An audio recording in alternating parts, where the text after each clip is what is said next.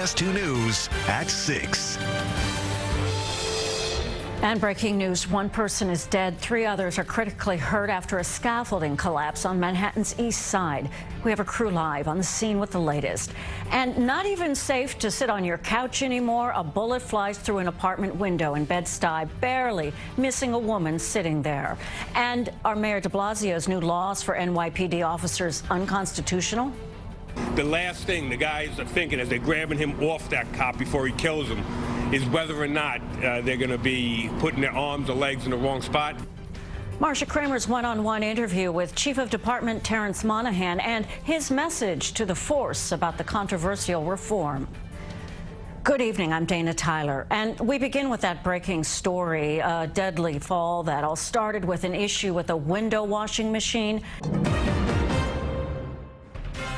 A family's horror. 3 people are shot and killed in a violent home invasion, and a 10-year-old boy is among the dead. But first, breaking news. NBA legend Kobe Bryant and his daughter are killed in a helicopter crash in California, along with 7 others. And now investigators are trying to figure out what happened. Thanks for joining us. I'm Adam Cooperstein. And I'm Gilma Avalos. The stunning news of Kobe's death sent shockwaves across the country and across the world. The former Los Angeles Lakers. Right now on Fox 5 News at 6. It's surreal. I don't know how to feel right now.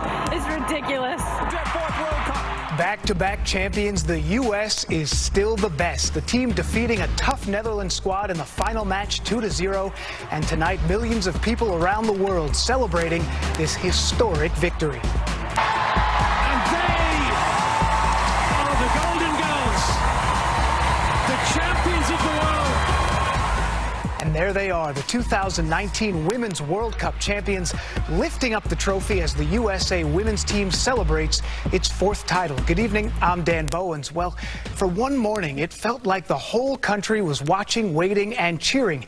And the U.S. women's team delivered. Game after game, these athletes dominating this tournament.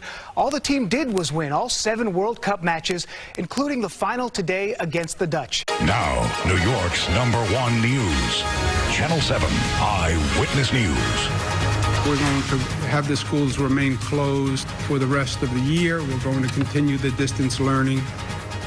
Now at 5 o'clock, closed, as you heard, for the rest of the school year. The order by Governor Cuomo today, who says it's just not possible to keep students and teachers and staff safe from the coronavirus.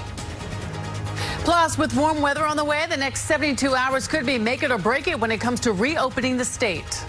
I can't say this strongly enough. This weekend will be a huge test for all of us as to whether or not we stay on this trajectory. Spring fever, we're all going to feel it more and more. And good evening. I'm Sade Better-Noir. And I'm Bill Ritter. As always, we're in this together. Is spring fever worth the risk of a real fever, a deadly one? A question so many will be asking this weekend as the debate over when to reopen hits a new high. Right now, easy target. Told me to shut up, and shut up and don't scream. An 88-year-old widow robbed of the money she was going to use for her late husband's headstone. The heartbreaking story in her own words.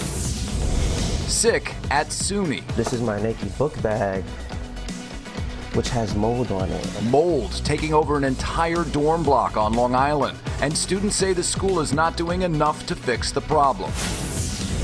Mind your business, a rogue campaign on the subway urging commuters to sympathize with fare beaters instead of reporting them. The Pix 11 News at 6 starts right now. Live from 42nd and 2nd. This is New York's very own Pix 11 News at 6. We thank you for joining us for the Pix 11 News at 6. I'm John Muller. And I'm Tamsin Fidel. Well, first at 6 tonight, a defenseless senior citizen targeted by a heartless criminal. Hoy a las 6 en Noticias Univision 41, nunca olvidaremos, 18 años después siguen abiertas las heridas de los ataques del 11 de septiembre. Hoy recordamos a las víctimas. Un sector de Brooklyn temen ser desplazados si es aprobado un plan de rezonificación. La última palabra la tiene un concejal y su decisión se sabrá en próximos días.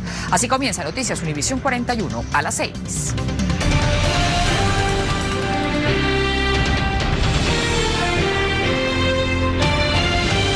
Y ahora, Noticias Univisión 41 a las 6. Noticias Univisión 41 presenta Un programa especial sobre la ceremonia de recordación del 11 de septiembre. Buenas tardes, les saluda Katiria Soto. Y Adriana Vargasino, muchas gracias por estar con nosotros. Crece la alerta entre los padres, 2 menores más mueren, se cree, por la influenza en nuestra área. Tenemos los últimos detalles y las reacciones. Y estudiantes en el país y en nuestra área piden ley de control de armas ya, luego de la masacre en la escuela de la Florida. El presunto autor compareció hoy en corte. Y comienza nuestra serie especial Fútbol sin Fronteras. Vea cómo jóvenes futbolistas hispanos y de todo el mundo cumplen el sueño americano gracias a la ayuda de una academia muy especial en el Bronx.